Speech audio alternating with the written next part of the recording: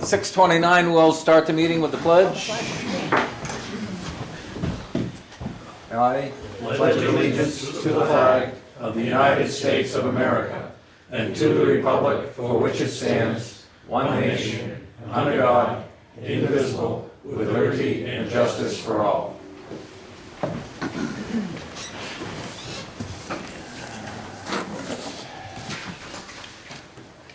Looks like we will start with department head updates. Do you have a particular order? Or? No, start with the first thing. Trying to wind things down for the winter. I was hoping to have something for you guys for this week, but I'll work on it. I'd like to put something together where we don't allow any digging in the town roads after October 31st. Because one is a weather issue, and two is the pavement issue. And it seems to be a lot of people waiting for the last minute. It's something I'd like to put together, hopefully in the near future. And the other thing I was hoping you guys might consider is making contractors put up a bond that they get back after the job is complete and complete to our Satisfaction. specs. Yep. So we're not stuck with fixing it. Yep. Because we've had issues with that in the past, and I mean, it's just something for you guys to kind of think about till, I guess, something comes on paper and you guys can, decide whether or not it's something you want to proceed with. But I think it's time to do something like that, because there's just so many people that they just don't have the skills to work in the town's streets. They don't have the skill and they don't have the manpower, and then you get stuck with it, so. Is there anything now that dictates what the spec is to put stuff back? I think it's pretty vague. Okay, so we would have Alan and to, I were actually just talking about that 5 minutes before this meeting, that we might have to, put together something a little more modern, with specs as far as. so we would start from scratch probably. Now, Yep. unfortunately, we'd have to look at Yep. it and probably, Yep. yeah, we probably end up with start from scratch. Okay, But other than that, we did clean the intake out, so hopefully we'll get the whole winter out of the intake. Our cleaning cycle becomes more and more frequent, and the intake is slowly, probably gonna be close to the end of its life cycle. So we did clean it. Hopefully, last year we made it till, I think, March, and we had to clean it again. So hopefully we can make it at least till March, maybe a little bit further, so we're not doing it during winter months. But, no, other than that, we're plenty busy, that's for sure. yeah, good, That's all I got. thanks. Thank you. Rusty. How are you? Just getting things buttoned up. Obviously, cold weather's coming, so everything we're doing outside is kind of coming to a halt. Cleaning up around the property and trying to get the last bit of things compacted that we've been sitting aside, scrap of the room, stuff like that, that we really hadn't done much with before, but we started to do this summer. We bailed that up, and we're getting ready to get rid of that. Just did tires, 12 tons of tires went out. That was a big load. We finally emptied our tires, and everybody's working on getting their time for their recertification, for basically their operator certification to GS. Other than that, we're just chugging along. Good. Thanks. Second, Tim. We had pretty much ready for winter. The trucks are all ready to go. Salt shed's full, the sand's up. Catch basin cleaners are coming Wednesday for 3 days to suck all the basins out. The pavement, most likely it's not gonna happen. I talked to them Monday, they're behind. Yeah. He said if he sees a window where he thinks he can get it, he will. Yeah. But I don't think they're gonna get the window, with No, no yeah. rain, it has to be dry, obviously, so. Unfortunately, maybe we can encumber the money and do it. He said he was pretty sure he could hold the price. Okay, Nice. So, boys are out today picking up leaves and trying to get a little bit of stuff cleaned up so it ain't so bad in the spring. Then we'll probably go on to pothole repair. Hopefully before the snow comes. That's about it. okay, thanks. Thanks, Tim. Rob? For zoning, the resilience planning consultants submitted the draft amendments that would go through the series of public hearings to be zoning amendments on the warrant article. I am going to use the regularly scheduled zoning meeting at the end of this month as a work session.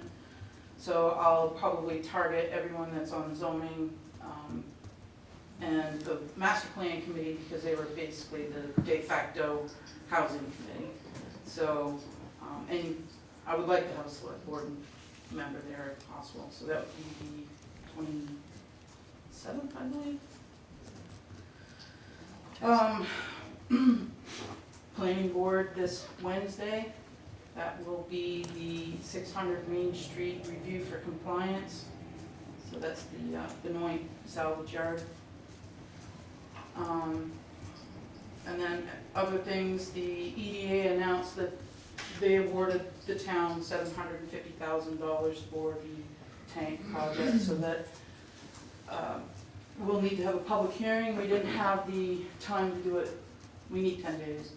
So we couldn't make it for this meeting, so it'll be on the agenda for the next meeting. Okay. That basically means $50,000 from NVRC, $200,000 from Weeks Medical, $750 from EDA, so I have the $1 million. The rest of it, I have requested, I did get the application into the, to DES Drinking and Groundwater Trust Fund for the remainder on that project. What's the total amount of that project? 3.3. So 2.3 So it's is what? 1.8 to the trust. And then, since you 1.8. can't have a certain percentage of more in federal money or basically free money, the town's contribution is about $465,000.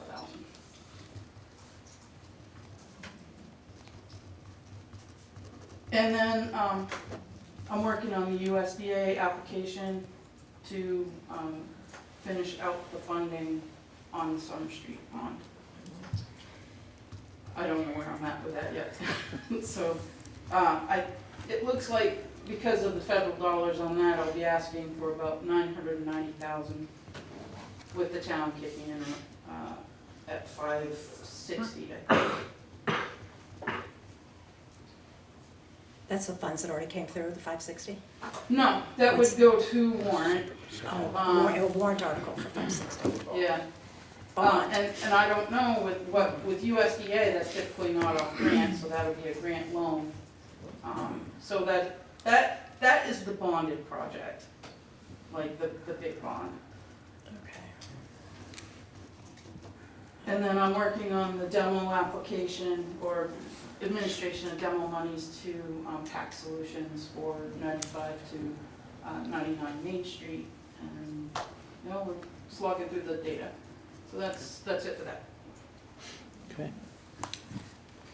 I've got a quick question, Robin. Thank you for all of that.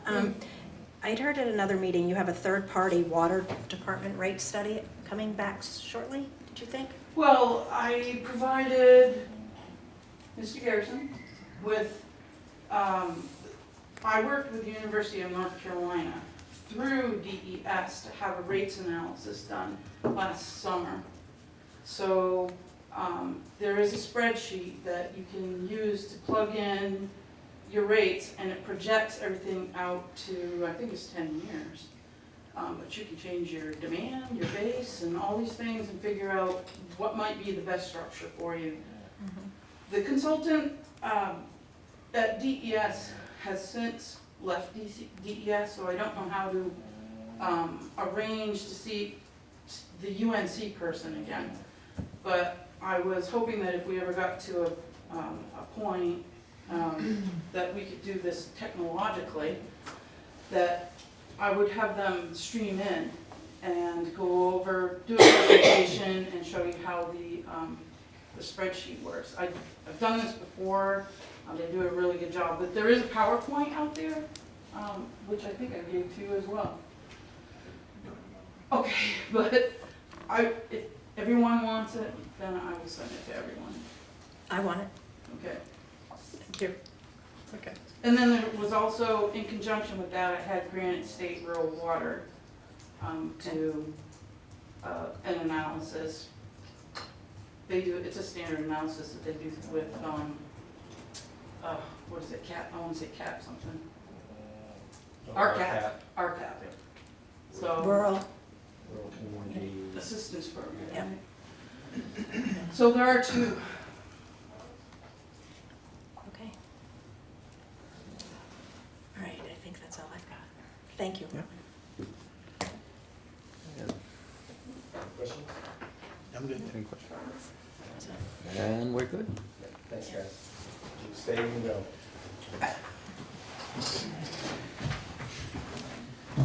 We have a couple appointments tonight. Sam Main is here to discuss the Conservation Commission project at the elementary school.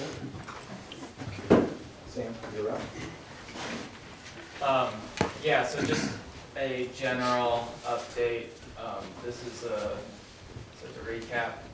It's a habitat restoration, floodplain restoration, and erosion mitigation project at the Lancaster Elementary School that we kind of identified last year, and we, the Conservation Commission, identified last year and proposed to the school. So over the so we hired a consultant to make a restoration plan for that project as a kind of a conceptual design, so that we could apply to the ARM fund, because it's a sizable amount of money there to do restoration work, and so we did get that restoration design done. We have applied to the ARM fund, and also another habitat restoration fund, total of $167,000 of active applications. I'm hoping to submit another one for the remainder of the project cost. And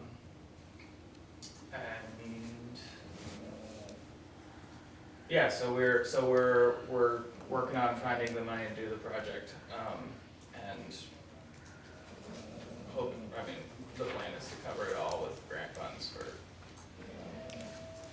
neither the town nor the school should be putting into it. And so I guess the basic concept is there is a significant tree planting along the stream banks on the Connecticut on that property, because there is some significant erosion happening in one bank and the other bank as soon as the existing trees, which are thin, go.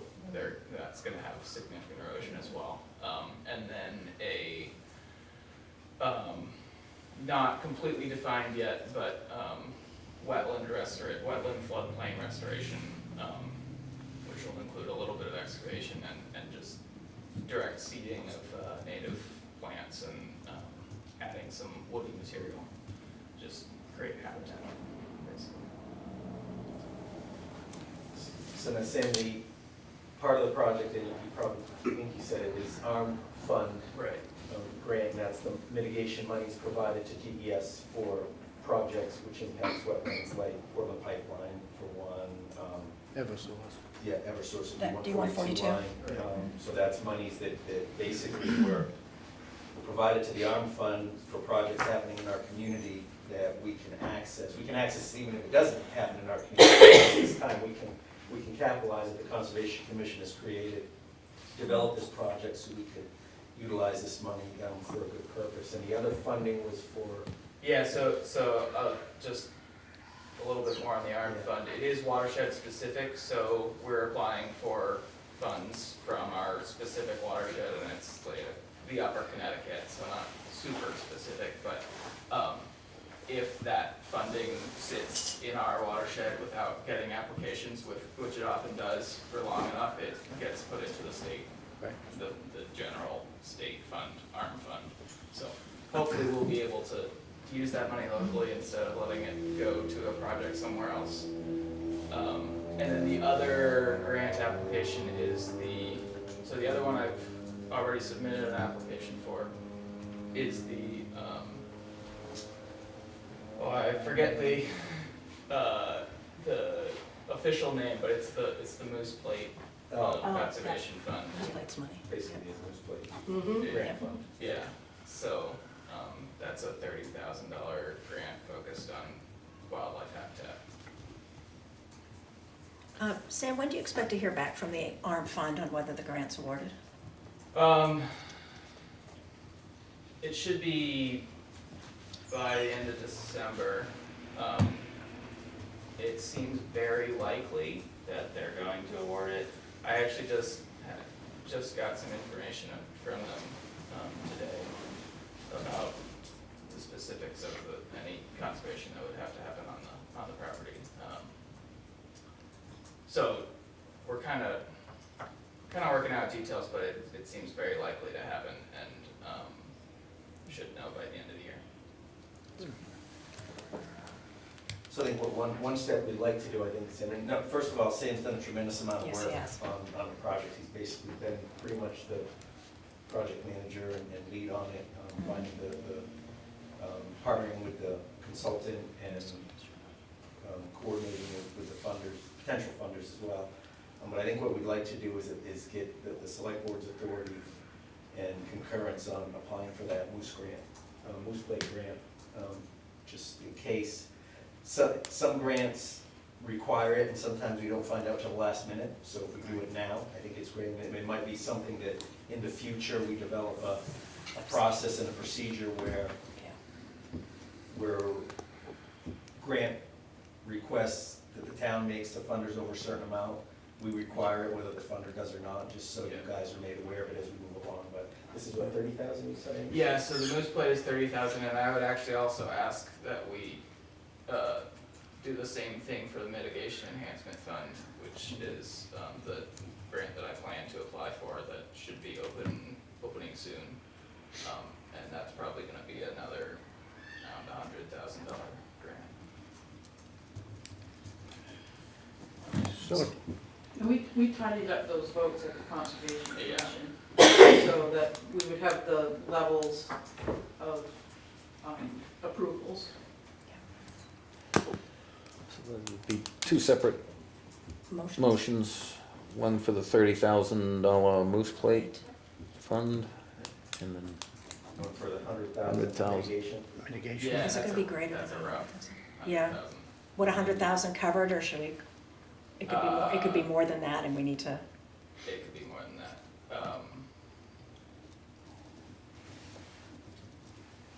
200,000 should cover. So part of the reason, so part of the reason it's a little fuzzy is because the specific design of the wetland restoration is not finalized. It's still in the conceptual phase, and just depending on how much excavation gets done, that changes the price a lot. That said, I think we've settled on less excavation, not more. So I am pretty sure. I don't know. I have a hard time being too confident about excavation prices. So I guess the Moose Plate would be 30 and up to 200. 200, up to 200. And once that final number is determined and finalized, then we'll certainly bring it to your attention as to what that final grant application was. okay. Yeah. It's gonna be the higher side of 200. I can show you that. Cost of excavation. Yeah, in doing that type of work. Yeah, yeah, it's a weird one to get quotes on. We've Yep. gotten some, and yeah, It's a hard one. non-traditional. Yep. Okay. You making those motions? Nope, I'm the chair, so Oh, I'll okay. entertain a motion. Okay, I motion that we approve submission of a Moose Plate application for up to 30,000 for the wetland restoration project at the elementary school. I'll second it. I've got a motion and a second to approve applying for Moose Plate grant for up to 30,000. Do we need to give you permission or Sam permission to sign any and all paperwork? Well, we did that at the We did that on the Conservation Moose. Commission level. Yeah. I don't know if you need to do it here. Well, I mean, I guess the reason we're bringing it here is because who was the applicant? Is the applicant, I mean, is it the, I mean, the Conservation Commission is an arm of the select board since they're appointed individuals. So I'm definitely not gonna sign anything without bringing it back to you. Thank you. If you wanna give Ben that. I would, power, that's fine. I would encourage that Ben have the ability to sign. Okay, so Okay. we'll add to that motion Add to that, that, that and Ben's- authorize town manager Ben Olson to sign any and all required documents. Yep. Everyone good with that? I'm good. Any further discussion? Seeing none, all those in favor signify by saying aye. Aye. Aye. I'd say And, that Sam's been doing a great job sharing information with me as well. and there's no opposed, so the ayes have it. Okay, and then the second motion would be for the mitigation fund application up to 200,000? Plus. Over 200,000? We don't want to have to come What do we back. want to go with the? We just don't wanna come If you back. really don't wanna come back, Nope. let's go up to 25. Okay, 220, Yeah, 220. 250. 250? Yep. Okay. Just to give me a lot of breathing room. And that would be the Upper Connecticut Connecticut River. Mitigation Enhancement Fund. Who is the consultant? Headwaters? Is Wind and Water, Okay. Patrick Hurley, he's based out of Vermont. Yep, okay. Upper Connecticut Mitigation Fund? Application? There might be another word in there somewhere, Up to 250,000 and then authorizing Ben but to. we keep going, I can keep going. Yeah, I know, we've got time. Okay. So make a motion for approval of submission of a $250,000 Upper Connecticut mitigation application. And with Ben as the authorized signer. Do I have a second? I'll second it. Got a motion and a second to apply for up to a $250,000 grant, Upper Connecticut Mitigation Fund. Is there any further discussion? Nope. Seeing none, all those in favor signify by saying aye. Aye. Aye. And being no opposed, the ayes have it. Yeah, thank you. Thank you, Sam, for everything. Okay. We also have, as an appointment, Jan Whipperman is here, she wanted to address you guys. I didn't mean to scare you with the topic. I haven't slept. I know, I'm sorry. So what I did is, and I apologize if some of this is new, old, whatever. What I've done is I've gone back through town annual reports since the one that was the end of 2010. And I can email that to you, Charity, if you don't want to see it. Sounds great, To show what the operating budget has been for the town as well as total appropriations. And I don't have one for everybody, I only have a couple extras, so. Since 2011, which is actually when we bought our property in Lancaster. And over that time, the operating budget has increased 71, almost 72%, which I think is kind of high. Since last year, it went up 11.7%. I didn't show that on the graph, I didn't show all the percentages, but I got the math, I double checked the math, I'm hoping it's right. Total appropriations over, and again, this is over the whole time frame, 2011 approved through 2023 approved, was up 51%. So our tax rate, and this is just the municipal part, so it's not the schools, it's not the county, it's not the state, have gone up 31%. Schools obviously is like 60-some%, it's ridiculous, right? Yeah, So right. compared to the schools, we're fine, but for us, I think it's high. I don't think this is something that we should be trying to sustain. I think we should be looking at trying to lower things, and I realize that there's been a ton of work done in the last couple years, and I don't come to meetings. Ben can tell you, I stay on the Hill unless something is really, You're welcome. I know, unless I really feel strongly about something, I kind of hermit in my little place in the woods and I stay up there.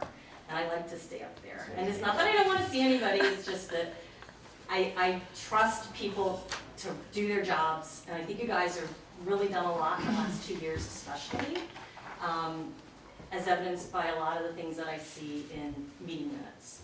And I watch the videos of select board meetings, so it's not like I'm not trying to stay up on what's going on, I'm just not. Nighttime meetings just don't work for me, which is why you don't see me applying for any of the committees or anything.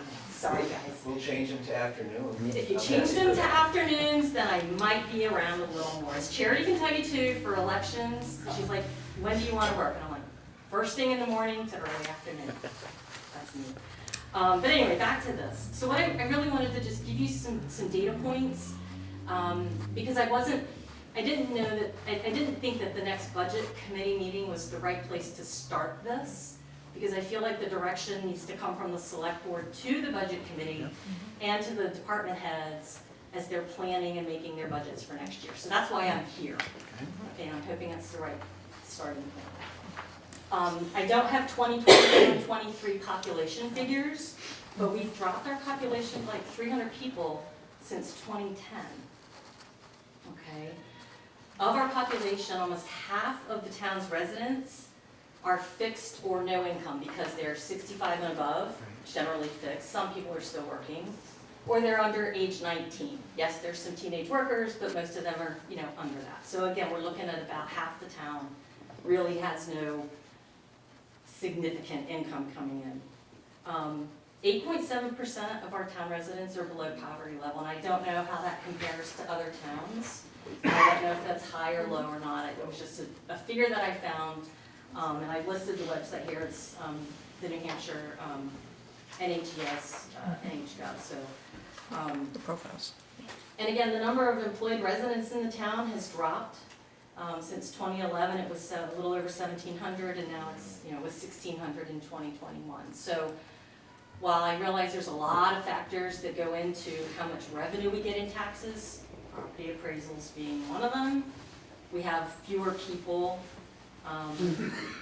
that are employed, unless miraculously in 22 and 23 we got a bunch of people, which I kind of doubt given COVID and everything else.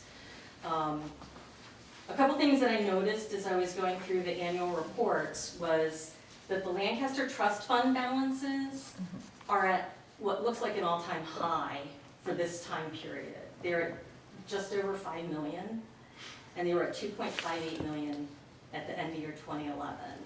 So I don't know if it's possible to utilize more of those funds to help offset projects, bring down tax rates or what. I don't know how they work, but I'm hoping that somebody can look at those, each entity, Colonel Town and whatever, to try to see what can be done to use more of that.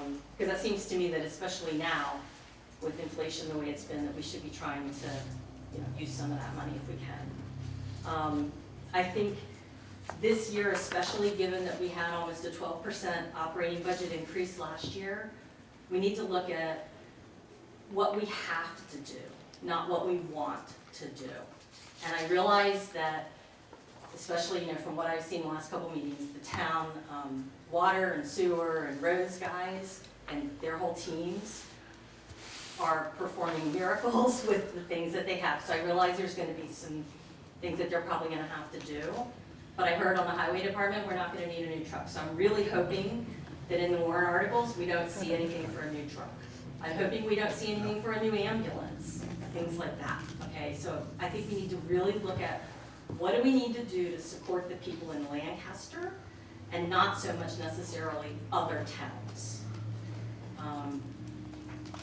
I think we need to look at ways, and we may have already missed the window on this, but my former employer, when insurance premiums went up for healthcare, instead of them absorbing all of it, we had an opportunity to cost share some of that.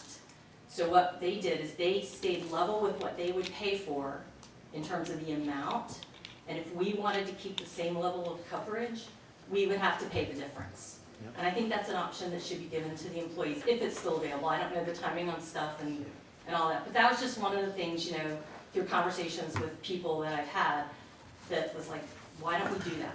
The town shouldn't have to keep the status quo on everything. And we may not be able to provide the same level of service that we want to or that we have. And we have to kind of look at each one. and there may already be a dollar threshold for when new expenses become separate warrant articles. But one thing that I noticed is it looked like certain expenses went into line items in the past for like $30,000 or $50,000. And I have a problem with that, because for anybody who doesn't go to the budget hearing, they're not gonna know what that is. And I realize that town meeting is kind of like rubber stamp, everything passes just about every single time. But for anybody who's not there, I think we should have the opportunity to know and to have an individual vote on anything that's over a certain amount. And maybe it's, 5,000 is probably not a realistic number, maybe it's 10,000. But I think there should be a threshold on it. Yeah, it means more warrant articles and it means more votes, but I do think that's what we need to do, to be more transparent in where the money is going. I also think that in those instances, when the warrant article is put in the warrant list, it needs to say not just what it's for, but why it's needed. So if we need a new table, why do we need a new table? What's the benefit gonna be?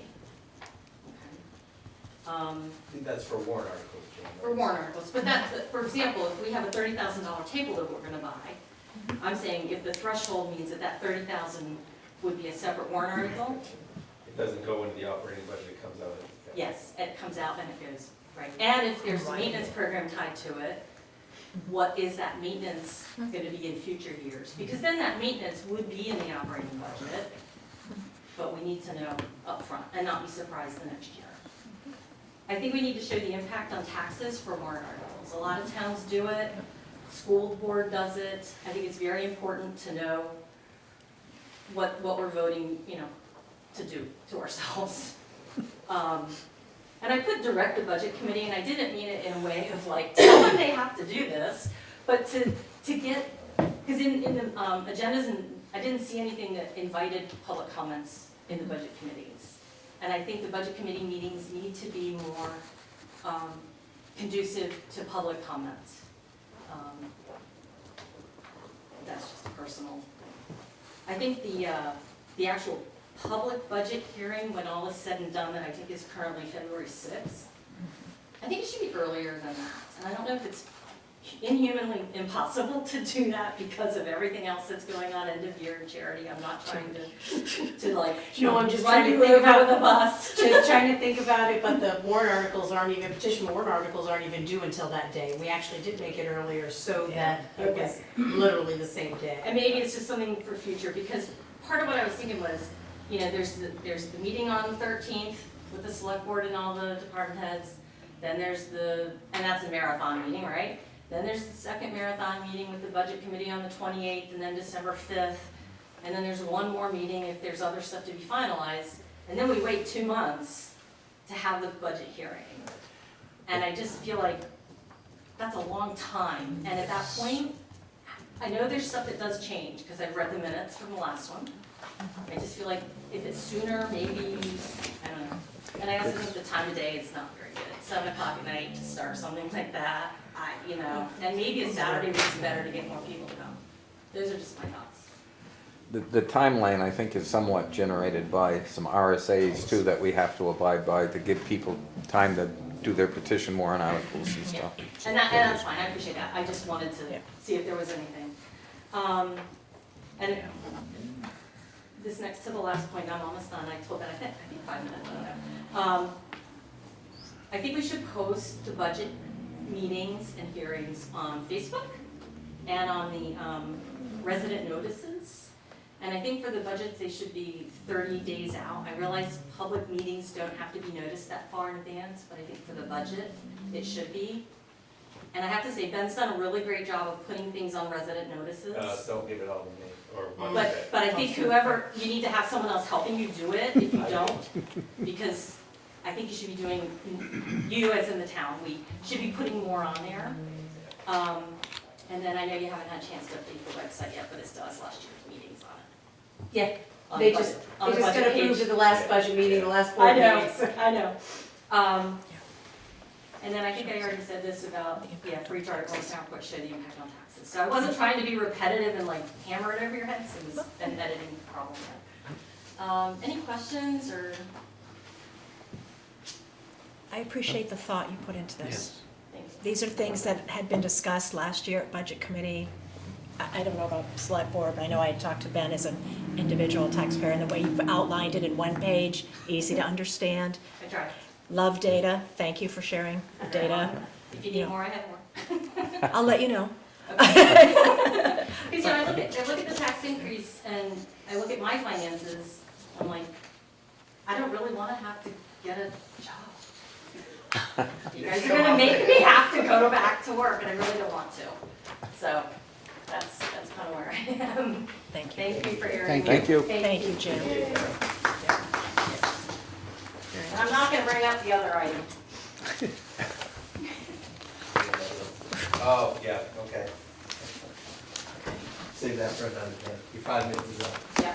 Thank you, Jane. All right, now we're moving on to minutes. We have the minutes of the October 16th meeting. Yeah, that's. I did Make- have one change. Oh. I did have a change. Okay. I think it said that there was a motion made that I was the planning board rep and the conservation commission rep. Oops. I'm the alternate to the conservation commission. That's on page 2.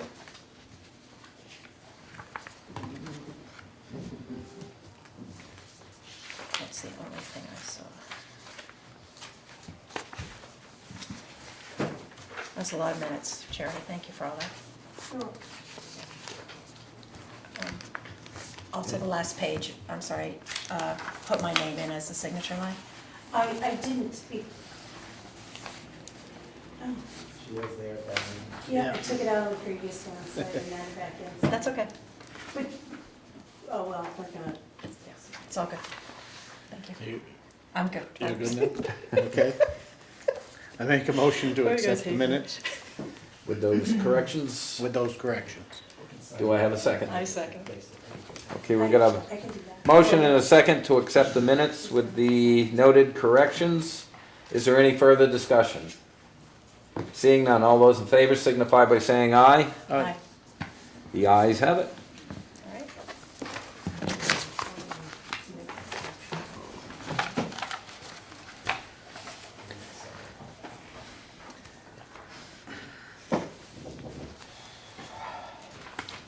It will get better.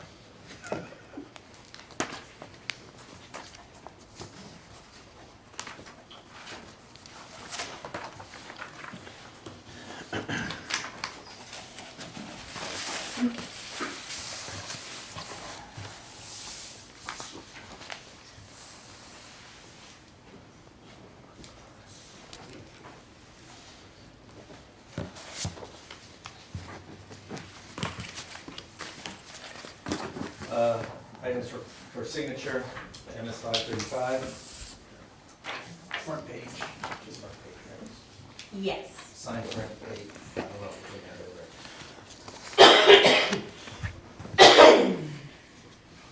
So it's on the bottom of the ordinance. We need to do all those three things. I don't know those two things in there. Mm-hmm.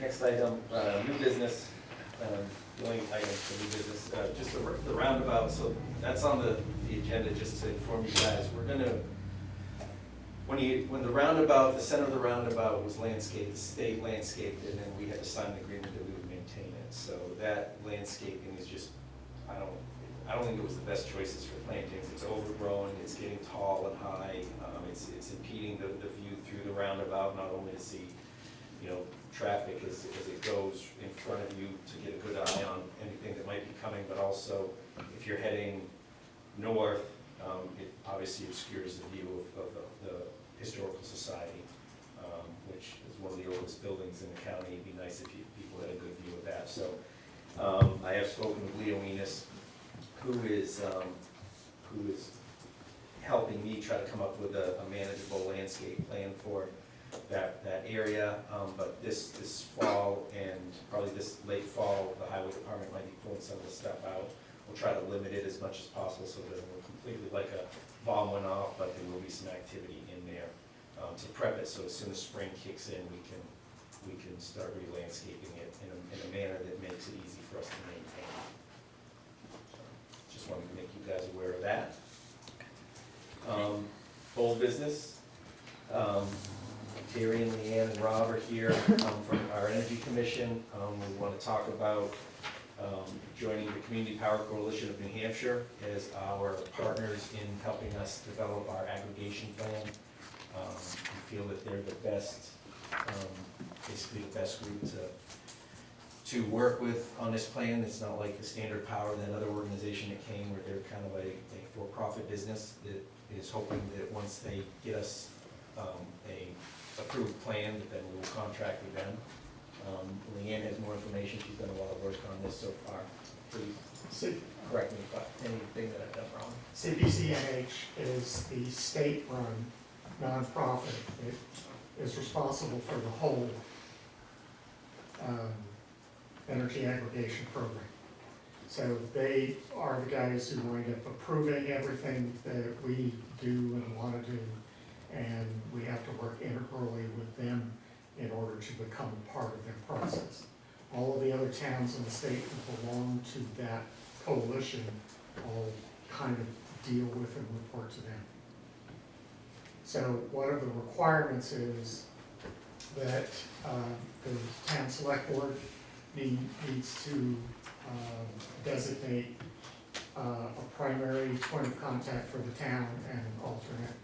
And in our votes in our commission last meeting, we decided that I should probably be primary and then the alternate with signature authority when dealing with the CPCNH.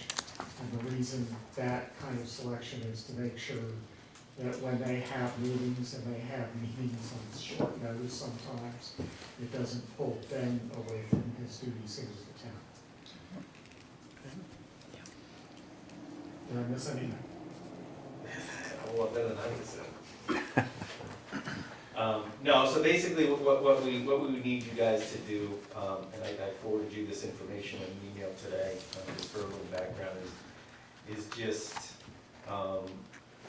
there's two motions, because you've already made one of the motions. You created the Energy Commission, which is our aggregation committee, but you would have to agree to join or authorize me to enter into the joint powers agreement with Community Power, and then appoint Leanne as primary and me as the alternate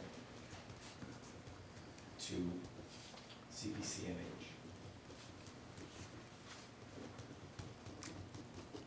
I'd be glad to make a motion, but I missed how to actually word that. You can read, right? We'll see. That one and that one. Okay, So two separate motions. okay. I just want to say, I do have some questions about CPCNH, but it has nothing to do with this. Okay.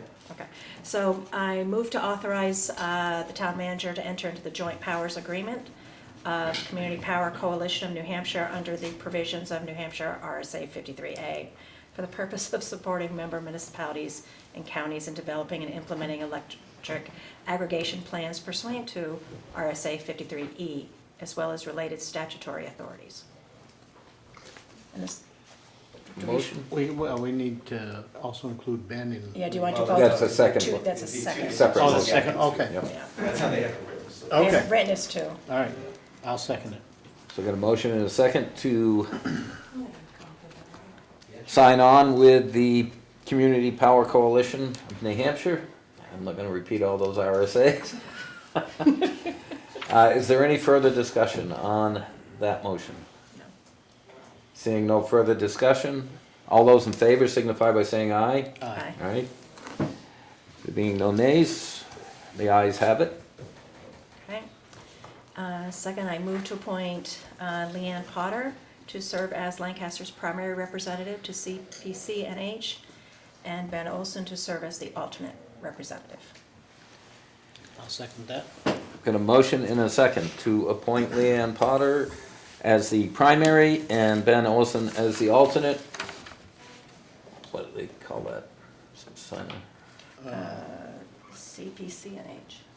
No, No. the authorization for Oh, signing. authorization. Authorize, Alternate member.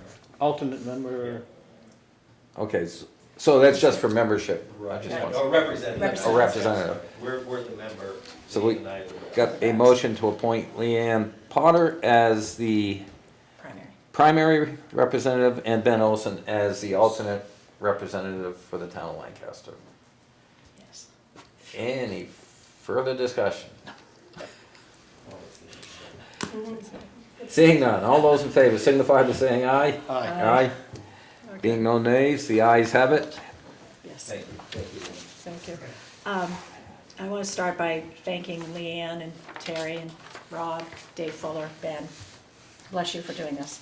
I also want to say, so I want to make sure, the CPC is a nonprofit. They're a 501c4, correct? They're an advocacy group? I believe so, yeah. Yeah, so I think that means they have unlimited ability to advocate for legislation and regulatory, which isn't a bad thing. Right. Just when people say they're a nonprofit, a lot of times you think it's a C3, a charitable organization. They're doing good work, this is no question, but Right. it's advocacy.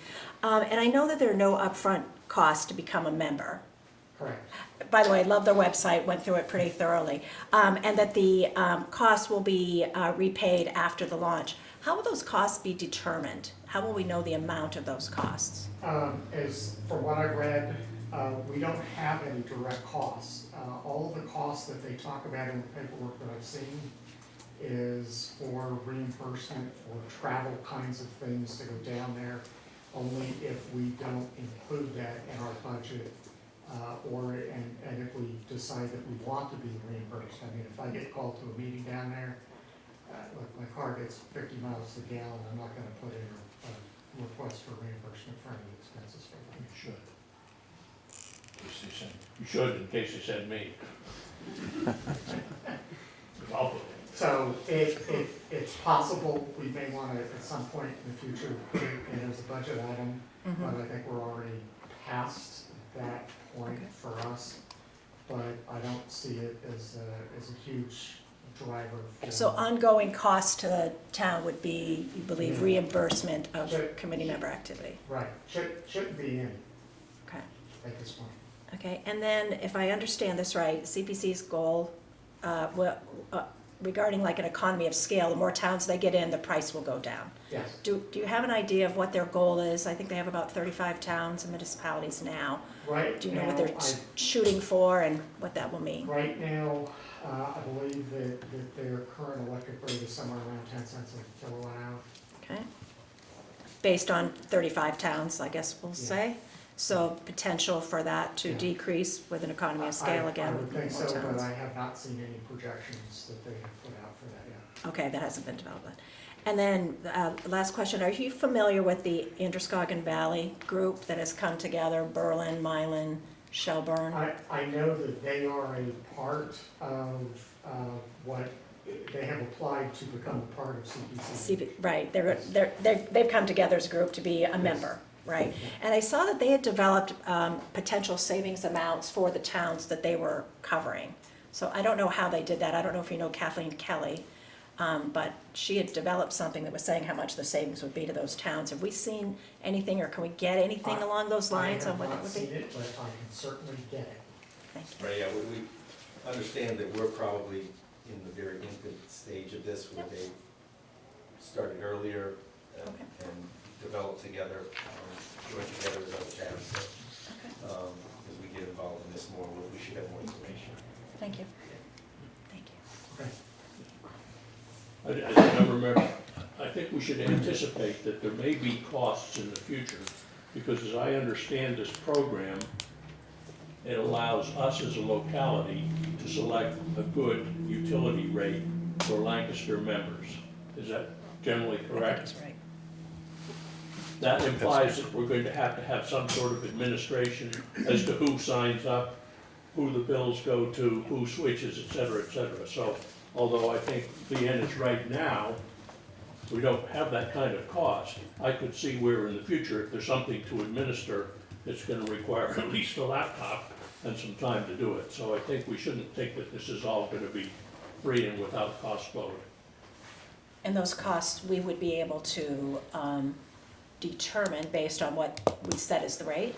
Well, frankly, I have no idea what the costs are, but I see it as that the program is basically the community Right. has the opportunity to give a rate to citizens that we can offer them.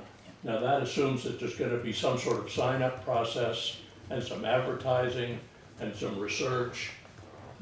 I mean, there's gonna be things to do, and it's gonna cost money. Some of it's gonna be printing and mailing and paperwork. Possibly, but I mean, from, I don't know. and I don't have, I won't say I've got a great understanding, but part of being part of this coalition is they're gonna help us with that. I'm not anticipating a huge. And then if you select a provider, that provider really should do the administration part of it. Now, you're right, we might have some expenses, but I'm not seeing a great expense at this point. Because whoever the provider is should provide us the administration. That in fact kind of happens now. I have somebody, I get my electric from somebody other than Eversource, and they send their, Eversource tells them how much I use in a given month. This other company sets the rate, they feed that back to Eversource, and then I just pay one check to Eversource to get it all figured. I would imagine that this is going to be the exact same kind of process. So it's something that Eversource and the co-op all use already for a lot of their customer base, so this should not be anything new. And when I go to these meetings down there, if there is any kind of a hint that the town may have some kind of a financial requirement for it, yeah, I'll let Ben know on the way home if that is the case. Thank you.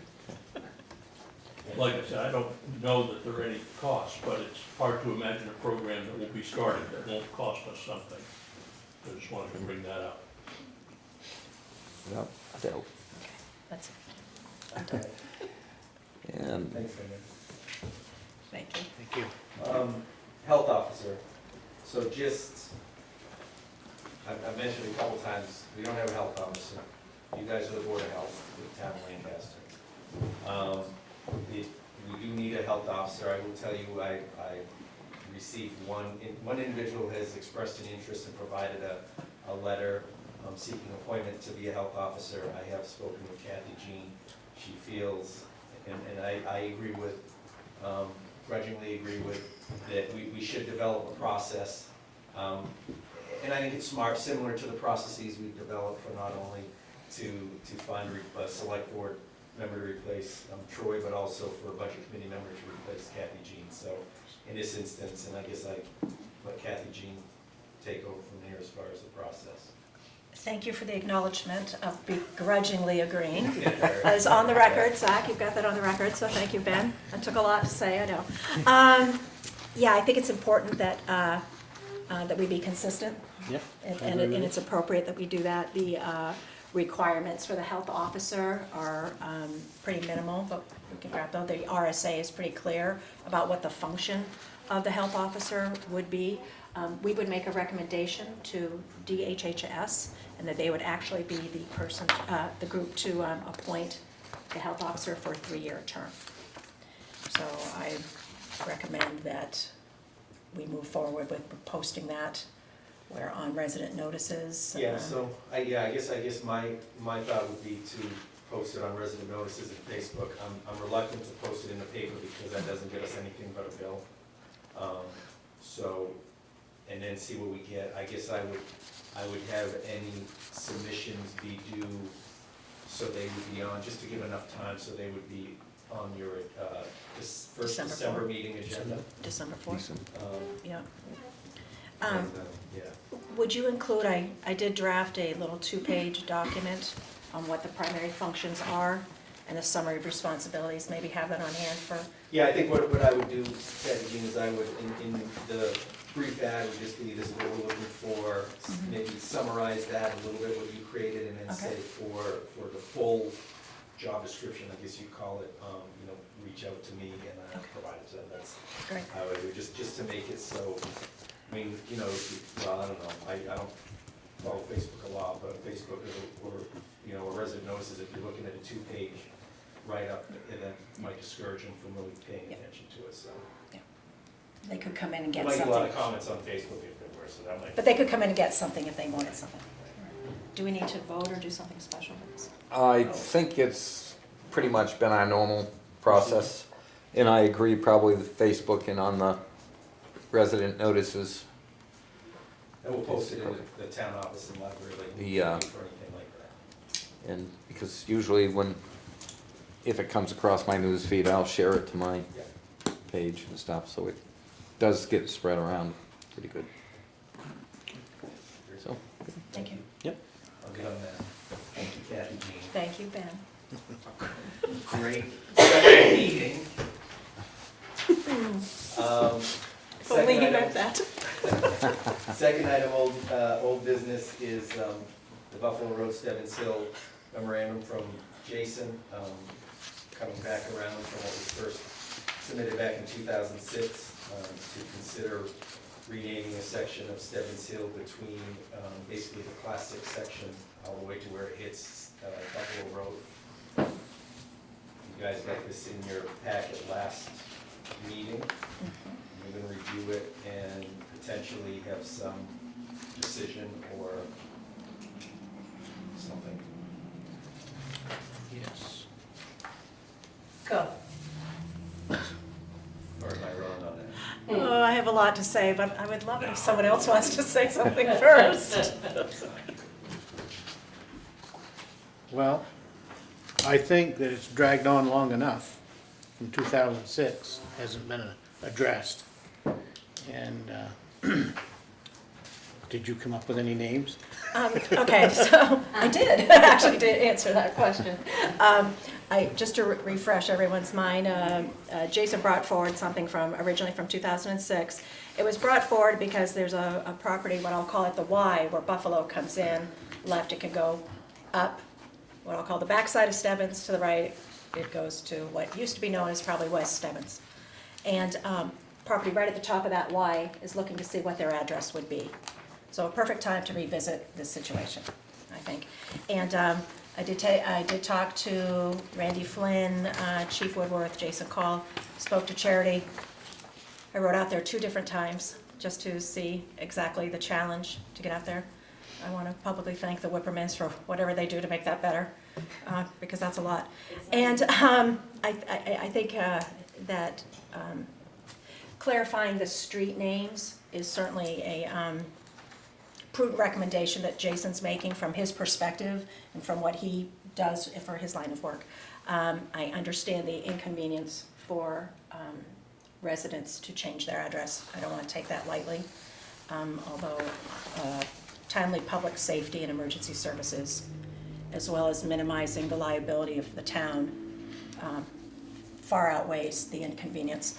I think as far as recommendations, what I would make is assign the property in hand, which is David and Gina Fitch, they're at the top of the Y, assign them a Buffalo Road address, along with changing the addresses that are coming south on Buffalo and to the right. So basically, it goes around that, I'll call it around the corner. You can't, you guys don't know what I'm doing when I'm moving my arm I know like this? exactly where You you know it, you know this, because you know this so I know well. where you are. You know it. Synchronous swimming.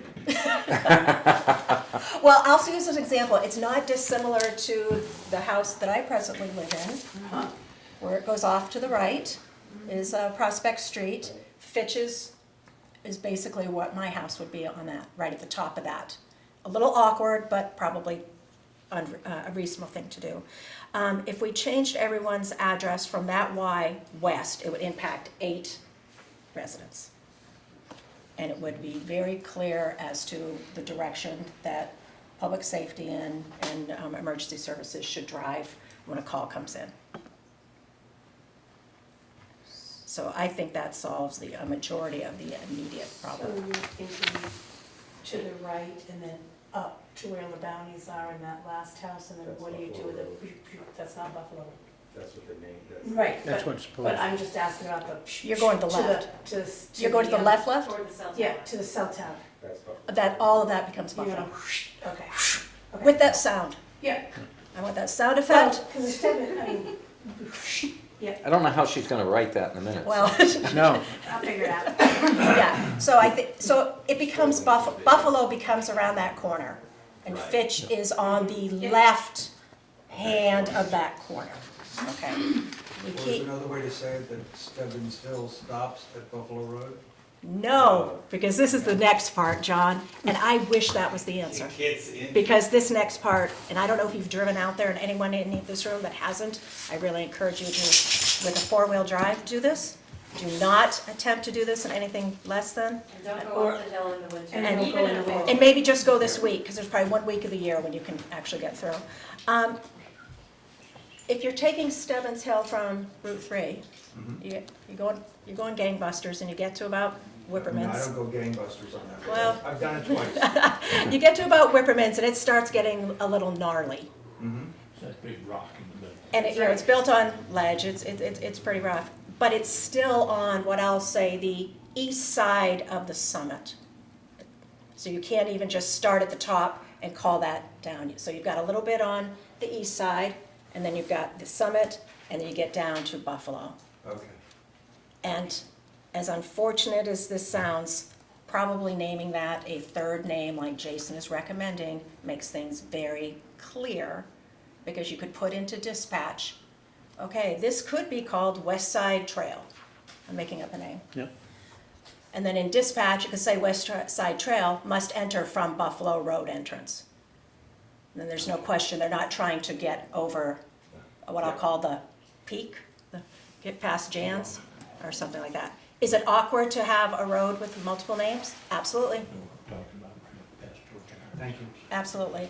I was thrilled that Ben shared with me a resolution that the Select Board had approved back in 2004 about Class 6 roads. And this was something that the state had developed an RSA to help towns because so much growth was happening out on these private or Class 6 roads. They wanted to make sure towns were not getting undue pressure to increase their services for water, electricity, road maintenance on these roads. Additionally, town developed an agreement and a release regarding building permits on Class 6 roads. That, from what I understand, I'm seeing a resident nod her head, people sign that say, yes, I recognize that the town is not liable for property damage that I might have on this unmaintained road. And there's also something that includes police, fire, ambulance, and bus service, if they have a hard time getting there. So that is in place. I can't say today whether or not every person has signed this, but I know this exists, and that's a good thing for the town. Yep. What I'm trying to do is make sure that we balance the need of public service and also limit the liability that the town is in. And is this waiver enough, or is this just the lowest threshold possible? Do we do something better, like rename this awkward street? It would impact 6 people to have a name changed on what I'll call what would you call this? West Side, I said West Side Trail, Hillside Trail, They- no, Alan, There's 6 residents on that rocky part of it? yes.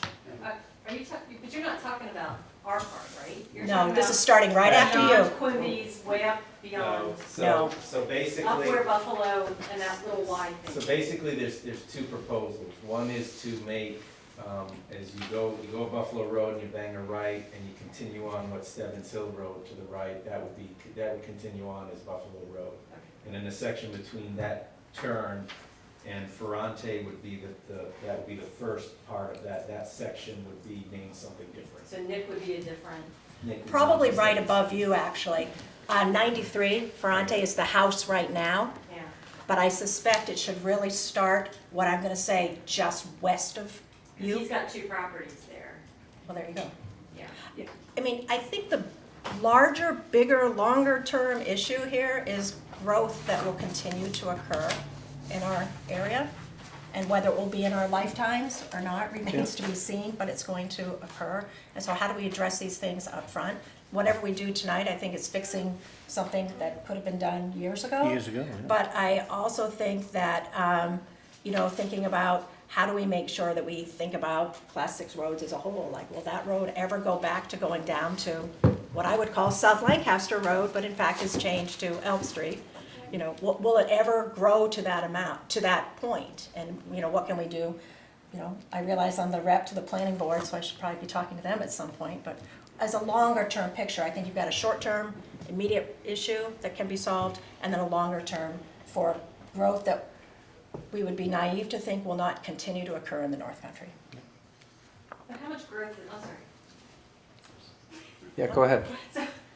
So how much growth has really occurred on Stebbins Hill Road since Jason's letter? I know Carter subdivided, we bought 1 lot, and Nick bought 2. But how many other subdivisions, subdivided lots have occurred on what is now Stebbins Hill Road since that time? Jan, I can only answer I know. the impact of changing street names, Yeah. what it would have on current residences. I've not gone through Because I'm not sure tax there's gonna be maps. that much growth up there, is There's- kind of what I'm wondering. There's been a few building permits on that, let's just say what would be extension of Right. Buffalo Road. There's been probably since that time, probably a handful of building permits, for new structures. Which doesn't necessarily mean new subdivisions since the letter, because there's a lot of existing properties that didn't have anything on them. Right. Yeah, I'm just trying to think about, the growth impact. 'Cause- I- And I know we have issues all the time with Google Maps and any other GPS, sending people up past us, and every year somebody ends up in our culvert and they have to get towed out because they don't have 4-wheel drive going up that side. I mean, I don't know if there's another posting we can put, like, please do not follow your GPS past this point, turn around here. Just like newspaper ads, Yeah. signs aren't very effective Yeah. in getting people to get. To do what they're supposed to do, yeah. So one of the issues you mentioned in the Fitches, is it more about just getting their anticipated structure numbered, or is it about maintenance? Because from the very get-go, the Fitches were informed that this was a Class 6 road that was unmaintained and would require the waiver of No, liability. Has nothing to do Yeah. with that. The whole idea behind Jason's memo back in '06 and now bringing it forward this time has to do with public safety. Because Being able to, when there's a 911 call, apparently when there's a 911 call to that section between Buffalo Road and the Class 5 section of Stebbins Hill, some responders might come from Route 3 up Stebbins Hill and then say, well, crap, we can't get there, and then have to take the time to go back around the other way and back. Do we know how many 911 calls there have been in the last, whatever? One of them was very serious, it was Bologna, they were pretty put to death, because they couldn't get, they didn't know them, I'm gonna say you can't fix stupid, I'm not gonna say it's stupid, so. I think our EMS has an obligation to know the town, If you say the dispatch is gonna tell when you get to the top of Buffalo Road, if you go left or right, if they're gonna know that, then they should have known that in that case, and directed them in which way to go. I mean, dispatch, all they have to do is know what numbers are where. right? Between whatever to 71 is from Route 3 and everything else is Buffalo Road. Personally, I think taking Buffalo Road and going to the right and continuing Buffalo Road makes perfect sense. I'm not, I'm 50-50 on whether adding a third name up there is gonna make Just gonna confuse a it. difference. I think you're still gonna have the confusion. Yeah. That's my concern on that part of it. I think it makes perfect sense.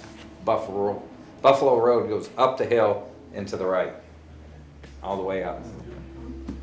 But adding a third name, I'm not sure is really gonna clear up the confusion. If they can study that new name, they can study west side of Stebbins Hill Road just as well. And have east side, you know. So I think I'd like Jan's house. to answer what Janet asked. I think, there was a time, and Rob, I see you, I'll let Leon handle that, but there was a Yeah. question ahead of you.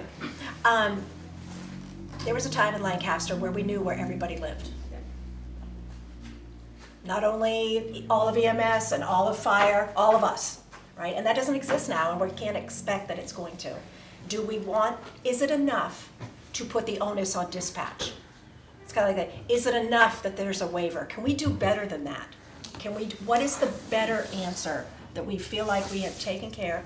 No one's asking for the road to be fixed. Everyone's aware they're on a road that's hinky. But what can we do that makes things better without just saying, well, dispatch should handle it? Yeah. Is there something we can do? Okay. Leon, I Yes. just want to take a second, Select Board, to recognize Troop 218 Scout Troop from Jefferson, who is here studying the civic process. I think it's for merit badges or community service. And so I didn't want to interrupt what you were talking about, but Scoutmaster Perry has got to go and take the boys with him. And so I wanted to let you know. It's a school night. His father raised me in Troop 219, and I hope he doesn't tell any stories about that. But I really wanted to recognize the Scouts for coming and taking an interest in this somewhat confusing, somewhat boring, but very important process. So I hope you all keep it up. Good seeing you again.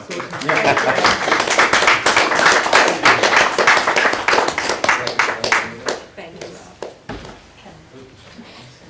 Let me see if I can blend it. Bug out? Al, he wants it to go west. Can I go back to the beginning, when 911 wanted to change our records? We had North Main Street, we had South Lancaster Road, and we knew what we were talking about. We knew that North Main Street was from the roundabout up. Now, when you tell me number 500 Main Street, I just scratch my head, I don't know where it is, I've got no idea. If you told me it's North Main Street, at least I could start at there and go towards the John Broken line. So then, they told us we weren't smart enough to differentiate between east and west and north and south. So we had to do away with South Lancaster Road, North Main Street, East Stebbins Hill Road. We got on Concord and find out they still have an South Main Street. Are they smarter than us or what? Yes. That's my case. I think that our EMS and the dispatch has enough brains to differentiate between east and west. I'm not sure where you guys are at as far as making a decision on this, but maybe what might be, I don't know why I didn't think about this sooner rather than maybe, just not thinking, but maybe it'd be fair to contact everybody on this list and say, hey, this has been proposed, it's under consideration by the Select Board. We would encourage you to come to, I don't know what meeting.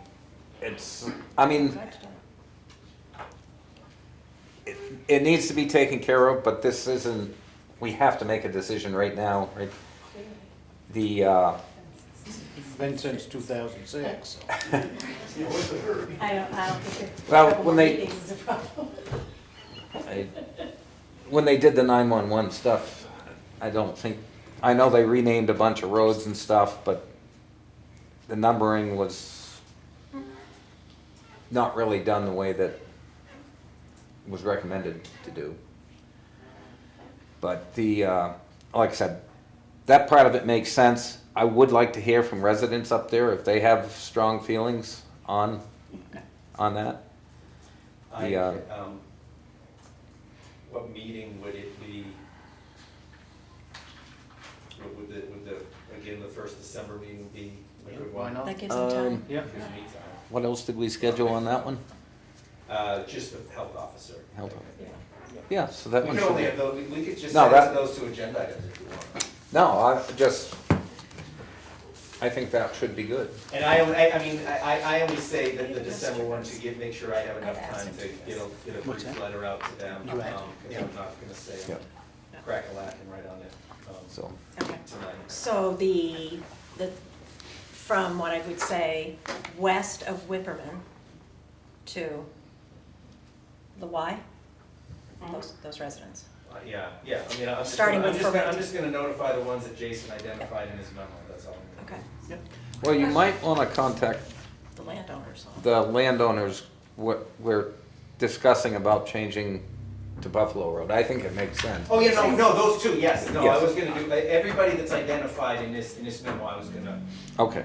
going to notify. It has a 911 numbered address. There are people that own land on that section of Stebbins Hill that don't Have any 911 numbers. number. yeah. Yeah. I can try to do some research and identify them, but I'm gonna focus on the ones that have residences that live there, that are 911, they get their mail there.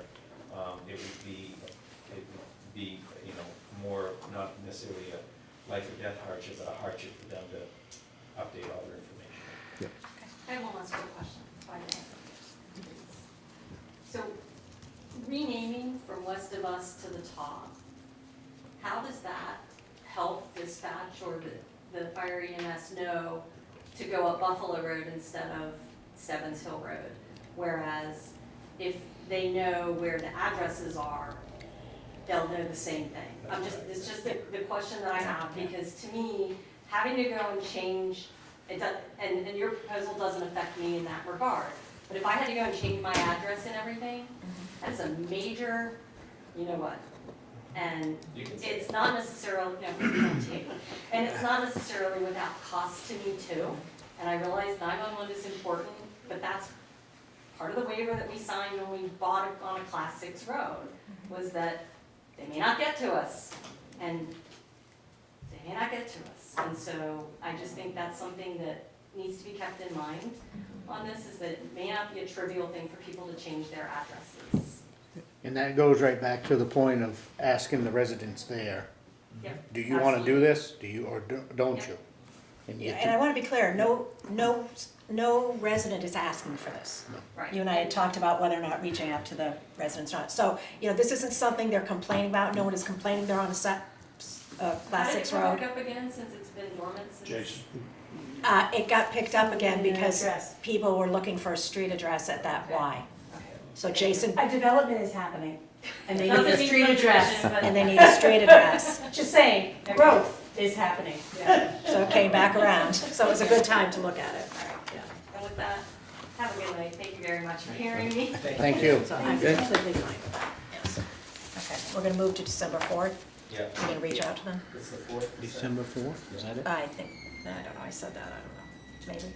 Somewhere around there. First meeting in December? Okay. Yeah. Thank you for Thank you, guys. indulging. Okay. Continue. All right, next item, the land use permit study. John, thank you for holding out and coming back around so we can discuss this further. This December. Back this summer, John and Kathy Jean actually presented to you guys a study on the cost of the current fees for land use permits and a potential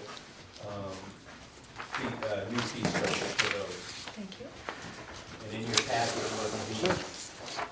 was that presentation that was given to you guys back in October. And no decision was ever made, no further discussion was ever done. No, there was, excellent. Good afternoon or good evening, gentlemen and lady. So, as Ben just said, we talked to you all on the 17th of July and made a recommendation that we ought to raise the application fees for land use permits for residential structures to $200. We did not renew any of the data or refresh any of the data in the study. But what I'm showing you in this addendum that I just gave you is that while we thought we were doing a lot of business in the past as far as residential or land use permits, we already by May handled as many land use permits as we did on average in the years 2013 to 2019. And by the time July came, we handled as many as we did on average in the year 2020 through 2022. And Robin now tells me she's got 105. Had we raised the rate then, we would have had $7,000 more revenue, $7,000 more dollars that we wouldn't have to hit our taxpayers with in terms of taxes. So it's time, I think, for us to act. The other thing that I will note, or I will point out to you, is if you look at the bottom chart, it shows you that the average number of land use permits that we're handling is going up almost exponentially. That's the blue line. But the amount of time associated with that, remember, we calculated how much time it takes for Robin and for our department heads, right? It's about 4¼ hours all told, if it's just a very simple application. We're not talking about one that involves a lot of things that Robin's got to spend extra time doing research on. Now, when Ben was doing this, he was spending about 3 hours a week. Robin's spending close to 10. That's a day that we're not getting Robin to do the other things that are on Ben's to-do list for Robin. And that's also puts a smile on her face, because every time I walk in there, she's like, last time I walked in there, she's folding papers for something that she's got to go to in the next half hour. Okay? We need to get this compensated properly. That's all I'm saying. Thank you. Just for edification for everybody, John Garrison, for folks that may not know, he serves on the Budget Committee. This is a Lancaster resident, and this is a study that he and I worked on earlier. Just wanted to make sure they knew you, John. Okay.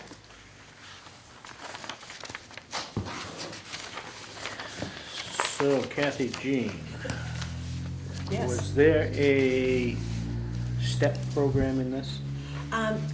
John and I had discussed a STEP program, and then we had decided, we thought the select board could determine whether to make the jump all at once or whether you wanted to work in steps at the time. Do you have the deck or the report? I don't know what I've got. We have the entire report. I have the entire report. We have the entire report. You have the entire report. And all the So if backup. you look at page 5, I think it is, hold on a quick second. Yep. Nope. Let me get that. Page 9 has the recommendations. Thank you, page 9. Page So 9. we did talk about a step process. We talked about 2 increases for the permit fees, Okay. right? We We did. talked about 1 for building permits. Mhm. And we did not ask for a step increase there, but rather go directly to $200 for a permit fee. People that are applying for these kinds of permits or building homes, $200 is nothing Yep. in the cost of building a new home. Anybody that's done any renovations at this point to their property knows that this $200 fee isn't gonna hurt anybody. But we recognize that there's concern about the people that are on fixed income and if they wanna make an improvement to their homes, right? So we said, hey, for that, we wanna raise the rate to $75, right, for outbuildings and those kinds of things. But let's do that in a stepwise manner. Maybe first year 45, maybe the next year we go to 75. Okay. So that's what we suggested.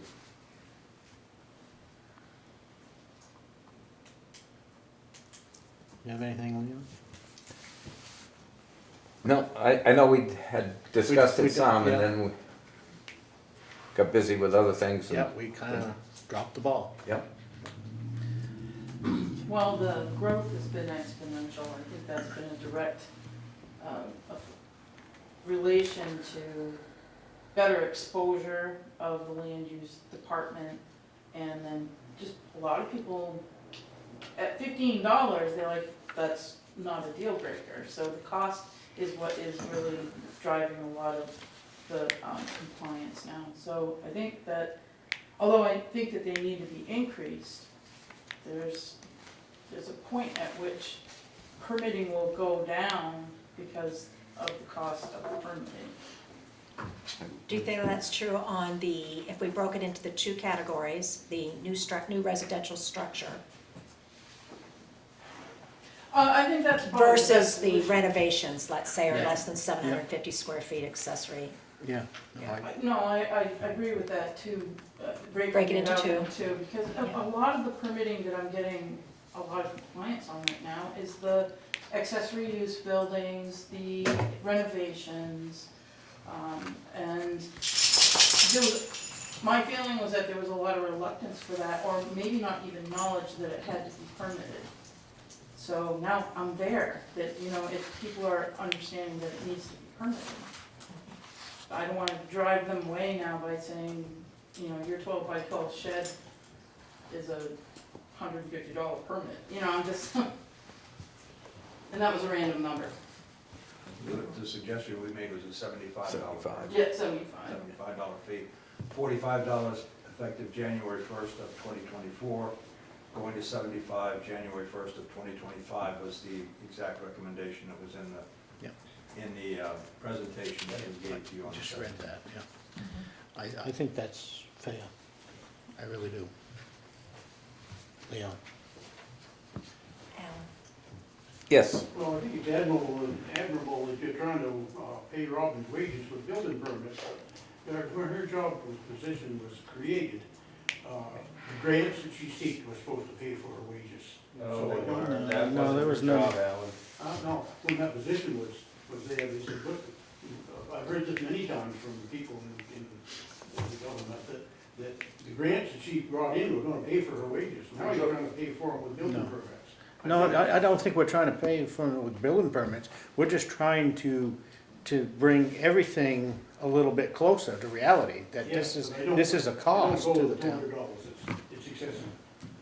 What is it currently? I agree that we're behind on our. What is on our it? amount. 35 for a new home. And that hasn't been gone up for how long? Well, we went up Go to 100, about a year ago, We we went did. up by $10. $10. If I may, Yes. let's recall that when we did this study, we realized that it cost us, the town of Lancaster, $165. $165 for her to process that fee. Processing, yeah. Now, all of us taxpayers can pay that, which is what's happening today, or the person that wants to build a structure can pay that, and we don't have to pay it. So what should we And I would say that, from my perspective, I don't mind paying $200 for my building, for my permit fee, but I am offended if I have to pay for yours, or subsidize yours. Just my point of view. I think Yeah. it's excessive.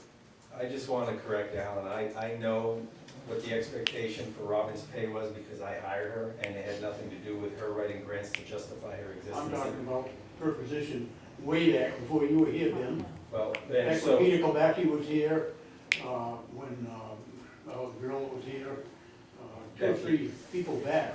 And Her wages Raymond were was paid here. so those, Rocky. that position has changed over the course of those many iterations of that department, so that's not the fact now. And as a matter of fact, as we're talking, and Jan Whipperman did a great job as far as her assessment of the budget and the recommendations and data and stuff. You can affect the homeowners or property owners' taxes, not only by reducing expenses, but by finding new ways to earn revenue, or increasing revenues with the times of what things cost. Those $25, now $35 building permit fees had been in existence. I mean, it was $25 the whole time I was in Robin's position. To the point that honestly, it wasn't worth issuing a building permit, because it cost more money to issue it than it did to just say, all right, yeah, it looks good, go ahead. So it was more of a waste of the town's money for me to issue a permit, and it's a waste of the town's money to have Robin issue a $35 permit. So I think it is fair and necessary to increase these fees, because guess what? It costs more money to not only buy the paper and the ink and pay for the competent people, qualified people to do the job. And it's not funded by grant money. I mean, there's not enough grant money to do that. Rob? I think that there's a sort of another angle here, which is, if Robin's spending, assuming she works a 40-hour week, which of course is a myth, she probably works a lot more than that, assuming that she's spending 10 hours on these subsidizing the building permits, I'd rather have her spend those 10 hours bringing in $1 million grant for our water system. But I think where I'm going with this is it's quite possible that maybe the solution is to raise the fee and also consider having some sort of clerical support for the building permits. I mean, the idea is you have a very competent, valuable person that's spending all of their time doing something that's really kind of clerical and doesn't give the town and the taxpayers as much benefit as they could have. I mean, in other words, her time is being taken doing something that could be done by somebody else, and if the fees were higher, then it wouldn't be a burden on the taxpayers. And let me just take it back a step, that let's not talk about an employee's job description and their duties and roles. Right. No, I'm not. In a public meeting, that's not the place for that. But what I will say is what Rob's asking could potentially impact the tax rate as well. I mean, Sure. We're trying to identify ways to keep expenses to a minimum. So we are always doing more with less, and now we're being asked to do even more with what Jan had told us, requested we do with much less. So I get really dizzy and frustrated and headachy when I constantly hear these conflicting comments from individuals, sometimes out of the same mouth. So ultimately, what we're coming down to is not what somebody's job description is. We're coming down to, and John and Kathy Jean highlighted it, most of every other community surrounding us has fees that mimic what is being proposed. I will just say for reiteration, in looking at the other towns, Lancaster was the lowest at $35 for the new building, and the highest was $875. Right. And that was the towns in a 30-mile radius. And then for the accessory building or renovations, Lancaster was the lowest at $15, and the highest was $150. So we're still recommending something that's significantly lower than the other communities.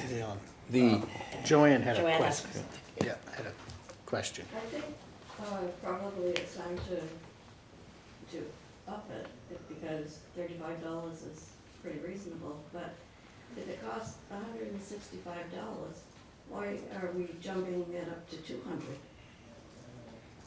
That's to cover the growth, so we don't have to come back next year and say, oh, you know what? Cost has gone up Postage went by up. 10%. We need to raise the rate for the permit fee. So we're saying if we do this, that gives us 3 years of growth before we have to talk about it again. That's the main reason we made that recommendation. Basically, consumer price index idea, thinking we won't have to come back. We'll just kind of build it in now. It's a big jump, you know, It is, For but brand new construction. we haven't done anything for years. And I mean, I think the whole purpose when they first instituted these fees was what the person's gonna pay will cover the cost. And we're not now. No. And I know my office that I work in, that was one of the things I had to take a look at. And it included fees for people who were using the services that we offered. And lucky with market and stuff, we did turn what was an office running a deficit into one that's running a surplus now. I don't believe we're gonna get to a surplus here on this. If we do, we're very busy. I think we do need to do something. I know it's kind of a sticker shock, but I'll entertain a motion. It goes right back to the town of Lancaster not keeping current with everything going up over the years. We went through this with the dump.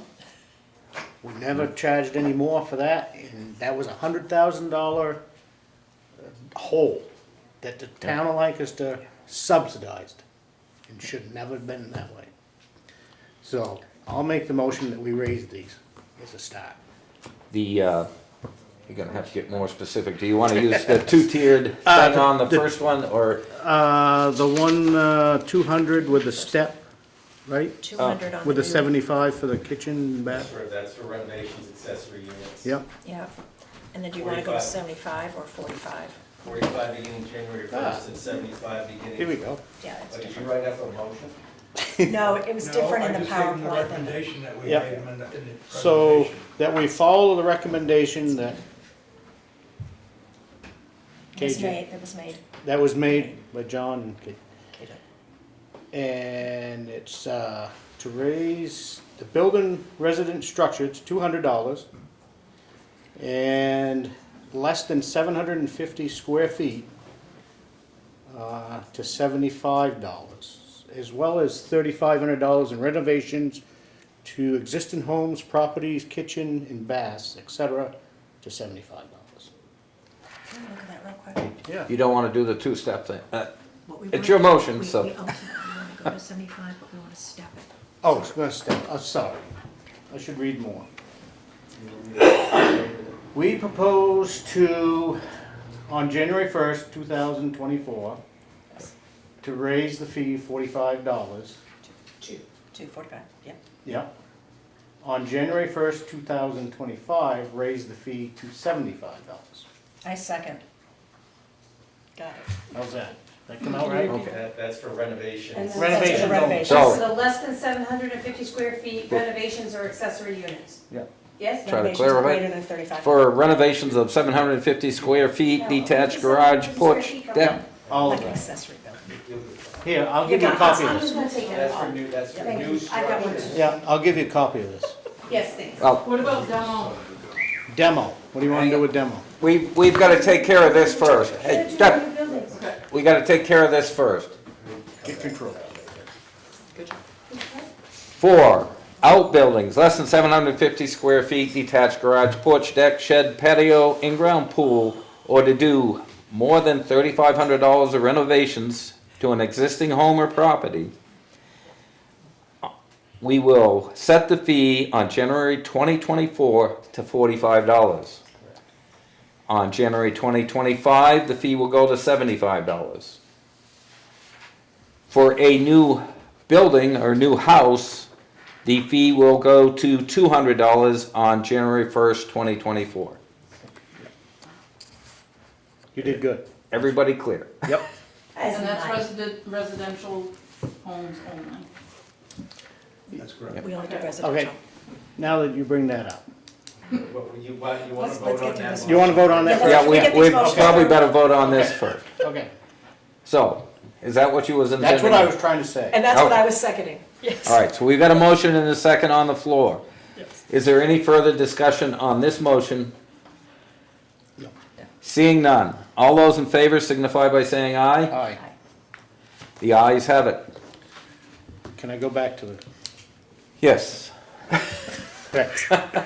So, what happens when a commercial, Yeah, we didn't study commercial. okay, so that, this is just plain. John and I resi- did, yeah, these were the areas that we attacked first. Okay. We did not handle The commercial. resident. So we'll probably, Glad to do it. Ben we was had- giving me sign language, we'll come back with No, I commercial was giving you and, sign language, and let them get this out of the way oh, first. sorry. I wanted them to vote on something. Oh, this was We did before? not move forward, because we were also going to look at residential, we were also going to look at connection fees Yeah, for the other- water and sewer, okay, and we haven't done any of those, because frankly, I wasn't gonna do any more work until you made a decision. I don't blame you. Good call. Man, that's my own heart. Mhm. Thank you for the work that you've done. You're welcome, appreciate it, my pleasure. Again, I can't emphasize that since I've been a selectman on this board, the town of Lancaster has been behind on everything. That has never been followed as a step program up through. And this is what, like, everybody gets excited because we made a huge step. This is why. And we're going to end up making another step at some point in time here. So, I listened to that report tonight, you know, and she's making perfect sense. We've got to find more revenue for the town. And it's going to have to be that people are gonna have to pay a little more for their services or their permits and all that. Everywhere you go, you're gonna need to get that nickel somewhere. People that are are using the services need to pay for the services that they're receiving at the correct market rate. Yes, I agree. Do we have something else? Next item. Land use, no, the rest of it looks like it's just information. Select board member reports. Oh, I've got something. You have more to say? I know, this is unusual for me, isn't it? I'm usually pretty quiet. So, I was tasked with the job of Depot Street. So we took a building for taxes that Brian Lee owns the property on. The railroad used to own, he bought it. So, when he bought that, he was under the impression he bought buildings and all, but he didn't.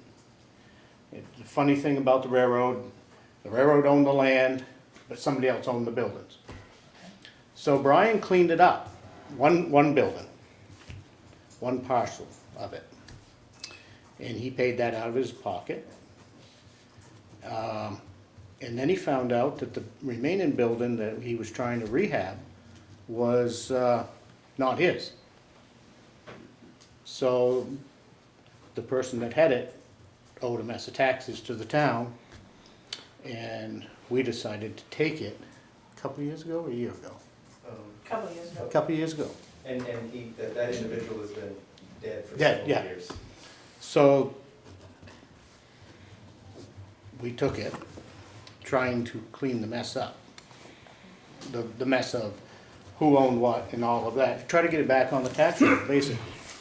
So I met with Jim McMahon, and he is now because Brian Lee has passed, he is now the executor of the estate. So Brian Lee spent $27,000 over there cleaning it up. He cleaned up the site that only owed $5,000, but yet incurred that amount of cost for that property as well as the property that still has the building.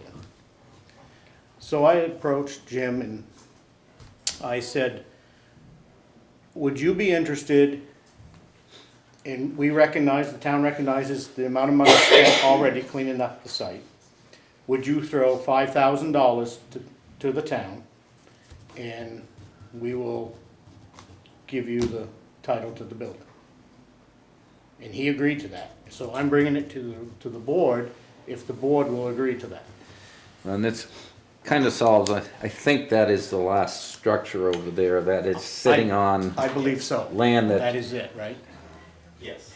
the, After that, everybody that owns the land will own the buildings on that land. that was a strange setup the railroad did for years. Of course, those businesses used the railroad for For their deliveries and services, stuff. yeah. The building that was cleaned up was an eyesore, had burnt down, Yep. had been there for quite a while.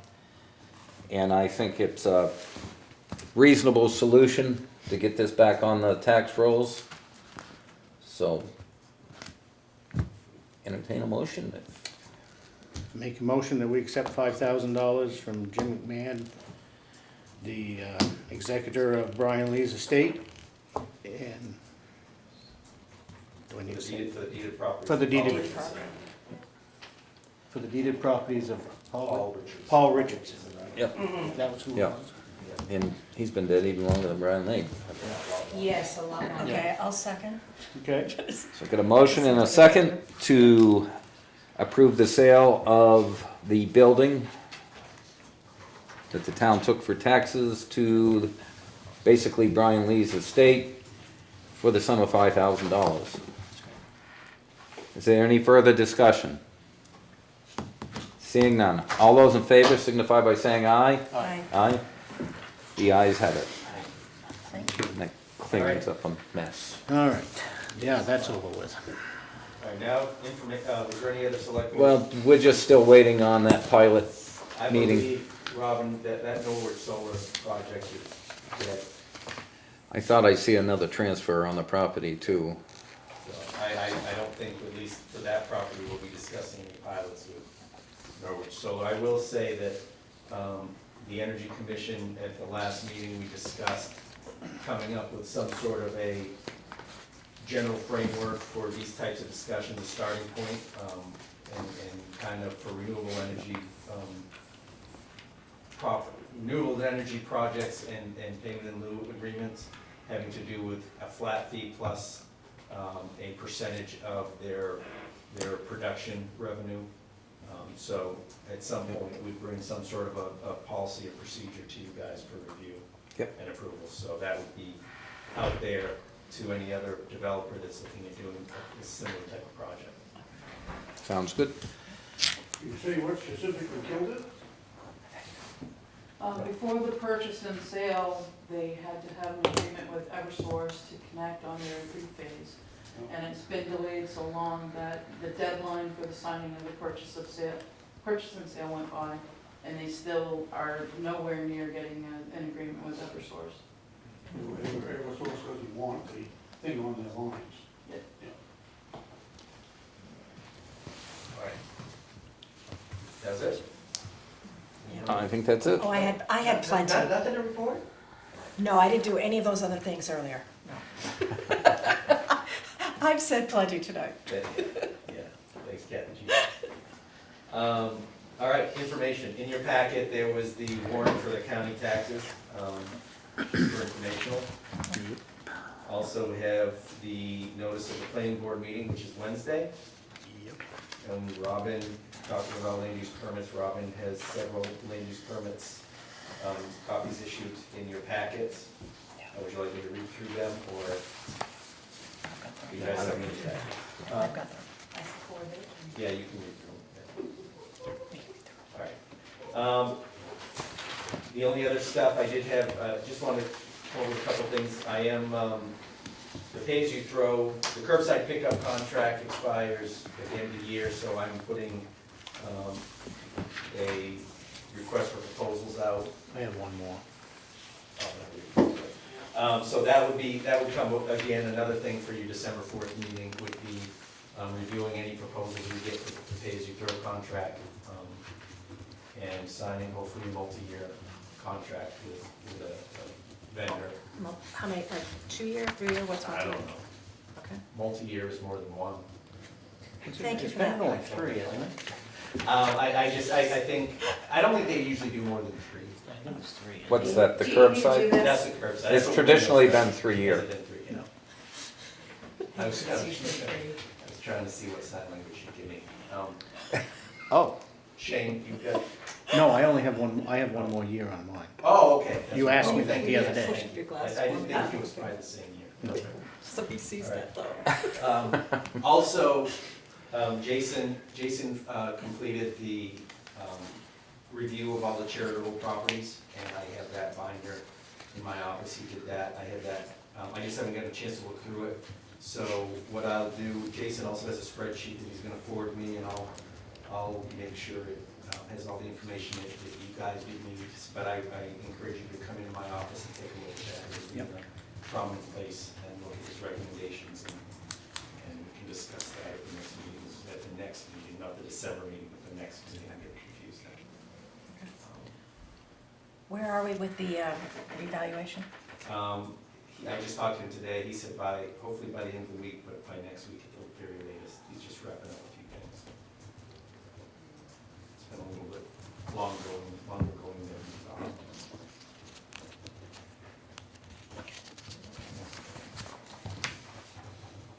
And then that is all I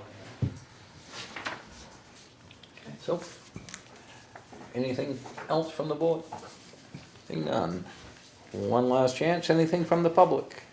Yes, Rob? We've got a couple of things, but I didn't understand exactly, did you say that Jason's revaluation report will be coming the end of the week, is that? I don't hear very well. He said, I asked him when he would be done with the revaluation and we get those numbers, and he said he'd like to have it done by the end of the week, by next week for sure. So, there's a lot of confusion about what that means. I've seen it on Facebook. Some people think he's sneaking around raising different people's assessments. But revaluation means looking at all the properties and seeing generally how the market has moved. This is a town-wide Yeah. revaluation, so the This is whole the- town, every property in town will, their valuation, I'm not gonna say will change, but it could change. He's looking at every property in town. Right, so this is basically looking at the 5-year changes and seeing how it, Right. and so as I understand it, that shouldn't change anybody's individual tax bill because the budget is divided by the total assessment number. So if my valuation went from 212 to 300, it would still be some number divided by 300, the same number. So Right. the net that I wrote at the end of the year would not be greater because of this revaluation.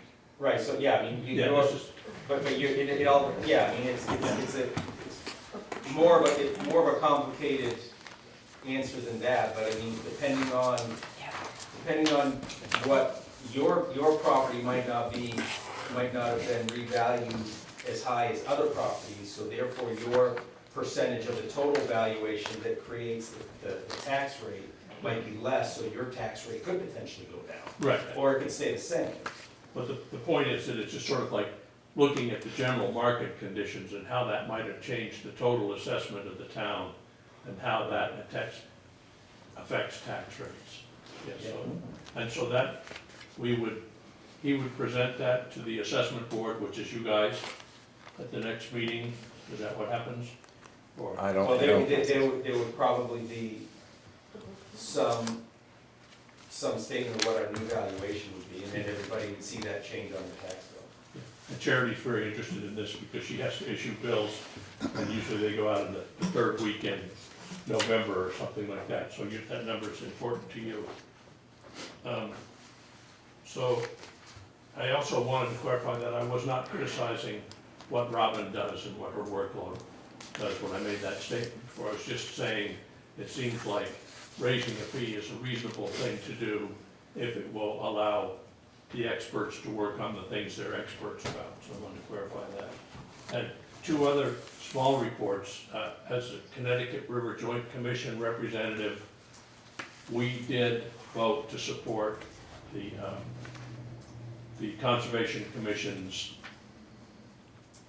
bank stabilization process over, and we sent a letter to the DES supporting that on behalf of the Joint River Commission. And the third thing, probably last thing, which may or may not be of interest, is Joe Kenny, our counselor, will be at the regional airport on Thursday morning at 11 o'clock. He is flying around to all the small airports in the state as a sort of a, reviewing what the status is. So if anyone is interested in seeing Joe Kenny or what's going on at the airport, that will be more or less at 11 o'clock on Thursday. And after that, he's flying to Berlin Airport at noon. So that's my report as airport That's this commissioner. Thursday? That's this Thursday, Rod? This Thursday, yes. Thank you. Day after tomorrow, whatever it is. Can I have a minute? Yeah, Rob, just to follow up on your airport report, Yeah, can you give us any idea what's going on down there? I've got a copy of the minutes here, yeah, and is there an issue down there or anything? What? there is. It's complicated, and some of it has to do with contract negotiations, which are a legal process. But basically, the big picture is the airport is, any capital improvements or projects are 90% paid for by the FAA. Okay. And 5% paid for by the New Hampshire Department of Transportation. And then the last 5% is local content that's borne primarily by Whitefield, but also the rest of us. Without spilling the beans, because I'm told I can't talk about the details, what essentially happened was some repair work was contracted for at the airport. It turned out that there was a big cost overrun, which was approved by the state of New Hampshire. But then the state of New Hampshire decided that that was not okay with them. And they went back and they said, no, we're trying to recover the costs on it. Now, the way it works is, we're airport commissioners, You know, what do I know about airports? We hire an engineering company as a contract to supervise all this stuff. So what happened was the engineering company approved the cost overrun. The state approved the engineering company's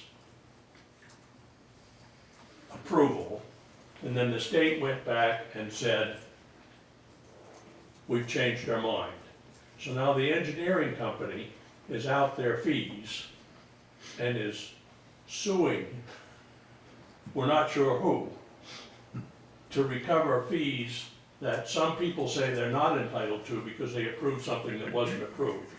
The long and short of it is, until all of this is straightened out, the state is holding up approval of any other repair contracts or commercial, construction projects that need to be done at the airport.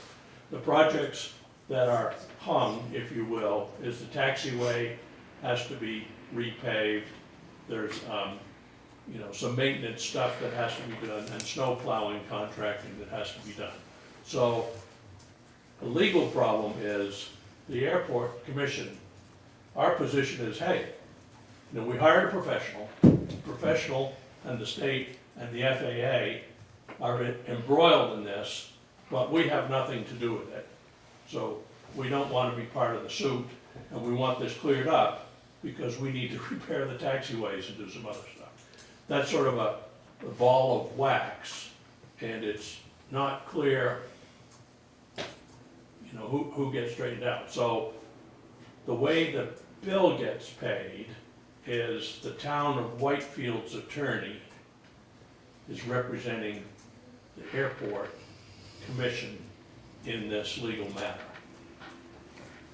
Okay. It's sort of the, well, I'm new, but it looks crazy to me. How long has this been going on?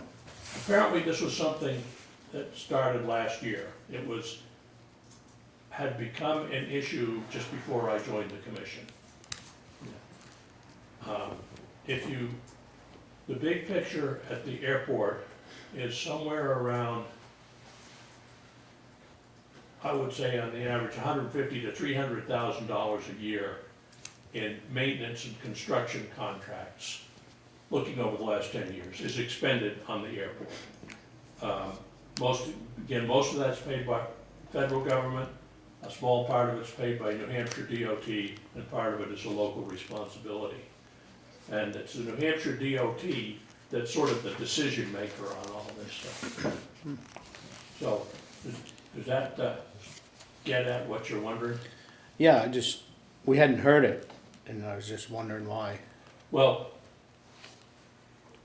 I've tried to relate it a little bit, but mostly what I've described is all discussed in the non-public session because it involves a contract dispute, et cetera, et cetera. So, the airport, in my amateur estimation, is not in any danger if the taxiways don't get fixed this year. But it's interesting that a legal problem has sort of held up the administration and awarding of contracts. Okay. And I can say that for some reason, the federal government and the state government think that the airports are an important asset and spend money funding them and keeping them up. And the good news for us is we get an airport, well, what is our annual billing, $1.50 per census or something like that, so we pay, you know, maybe a couple thousand bucks, and we get a lot of bang for that money. Yeah. But we do meet every month, we discuss the progress, we have hired a new engineering firm, because the old engineering firm is obviously a little bit problematic. All right, anyone else? Thank you, Rob. Yes, Terry.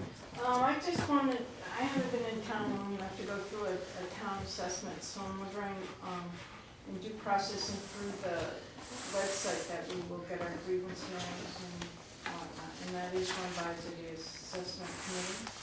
When they declare assessment and they change an assessment to our, So if you disagree with what your new assessment is, you can file an appeal Correct. That would then go to Jason, the assessor, he would review it, and review the information that you provided to justify Correct. what you Yes. feel is fair. And I was just curious about the process, and so I will hear when they are done, and usually in the town that I used to live in, there was a public hearing somewhat where you can make an appointment and go and talk to them, but it was like a legal time to do that.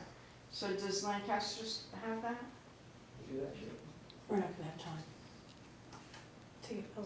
So when You'll know when you get your bill.